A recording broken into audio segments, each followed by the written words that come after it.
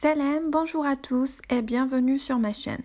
Très contente de vous retrouver pour cette nouvelle vidéo.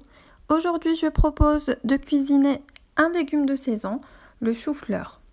Donc on va réaliser un gratin de chou-fleur à la pomme de terre, très délicieux, juste succulent et surtout très léger.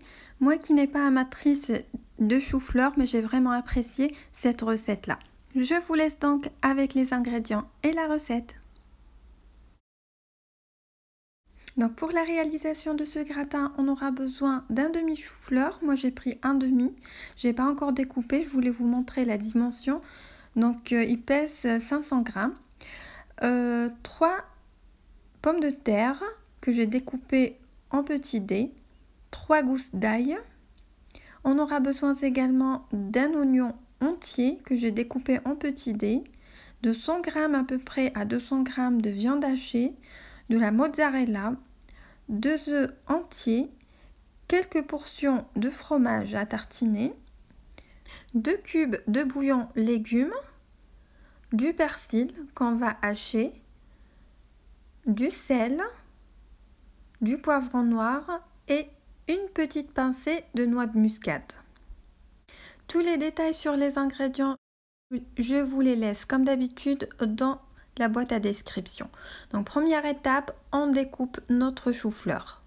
Donc on va le découper et on épluche, donc en enlevant la peau qui est un peu épaisse comme ceci.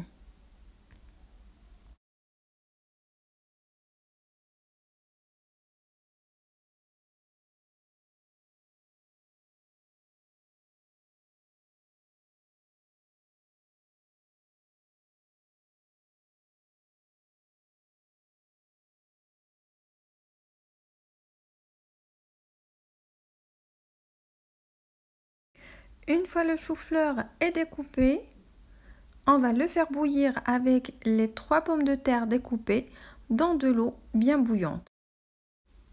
Donc je vais mettre mon chou-fleur découpé et mes pommes de terre découpées. Je rajoute ensuite les 2 cubes de bouillon. Je mélange le tout et je laisse cuire. Donc je le laisse de côté sur le feu jusqu'à une cuisson totale de mes pommes de terre et de mes choux-fleurs. Entre-temps, je vais m'occuper des oignons et de la viande hachée. Donc dans une poêle, je verse un bon filet de l'huile de tournesol. Je rajoute l'oignon éminci ou découpé en petits dés, les 3 gousses d'ail. Je mélange bien. Ensuite, je vais saler et poivrer. Et je rajoute une petite pincée de noix de muscade. Donc il ne faut pas en mettre trop, juste une petite pincée. Ça va rajouter un arôme subtil. Je mélange ma préparation. Une fois les oignons sont translucides, je rajoute ma viande hachée. Je l'écrase bien à l'aide d'une fourchette pour éviter qu'il y ait des paquets. Je mélange bien. Je vais saler ma viande hachée. Je remélange de nouveau.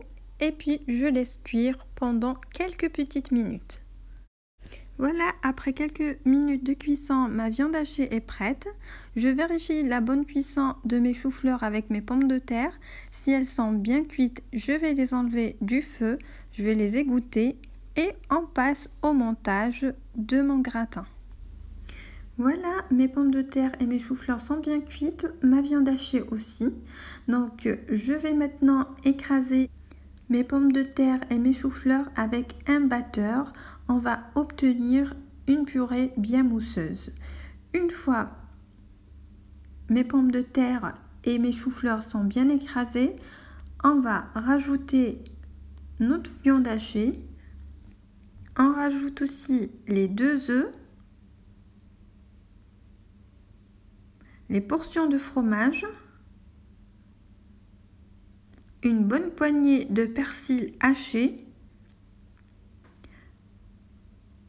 et un peu de mozzarella que je vais découper en petits morceaux. Ensuite, je vais saler et poivrer et puis je mélange le tout.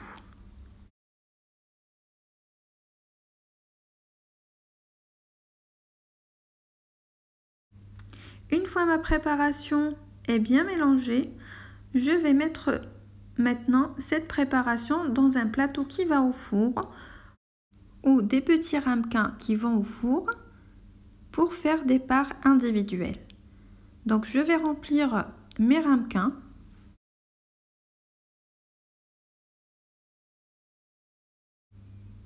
Ensuite, je vais mettre un peu de mozzarella sur chaque part, comme ceci. Donc je vais essayer d'étaler la mozzarella sur toute la surface, comme ça vous allez obtenir une belle dorure.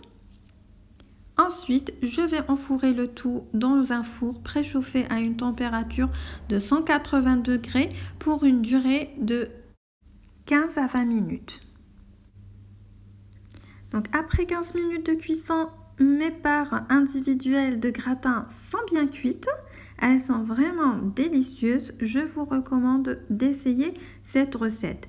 Je vais donc décorer chaque partie, chaque part avec une feuille de persil.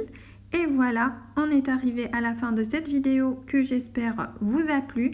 Donc n'oubliez pas de me soutenir avec vos likes et vos abonnements à la chaîne si vous n'êtes pas encore abonné, d'activer la cloche pour recevoir les notifications quand je poste une vidéo et de partager mes vidéos avec vos amis, vos proches et votre famille. Et je vous dis à bientôt pour de nouvelles recettes.